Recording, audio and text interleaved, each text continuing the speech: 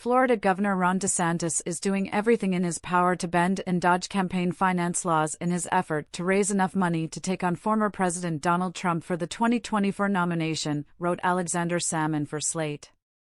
The biggest way he is doing this, Sammon explained, is the laws governing super PACs. Super PACs, according to campaign finance law, are supposed to operate independently of campaigns and their candidates.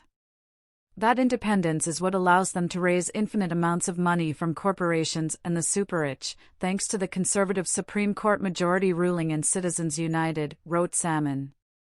But DeSantis's super PACs aren't just working closely with his campaign, they're taking over entire core campaign functions.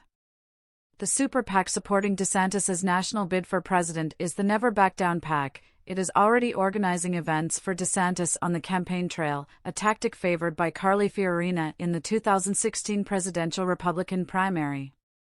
And it is structuring, staffing, and building out an entire ground game operation on DeSantis's behalf, something seemingly unprecedented in a presidential primary. By contrast, most super PACs simply run ad campaigns on behalf of a candidate, not run the candidate's voter outreach operation for them. However, it gets even more egregious than that, according to the report. The most unprecedented thing, though, and this is where it goes from definitely unsavory and clearly in violation of the spirit of campaign finance law to possible actual transgression, is that transfer of $82.5 million from a state super PAC to DeSantis's national super PAC. Candidates are not allowed to take money raised by a state-level organization and spend it on federal races. And yet, DeSantis swirled moved a gargantuan sum that he raised as governor of Florida for a PAC now called Empower Parents, and reallocated it to fund expensive ad spots for his presidential run.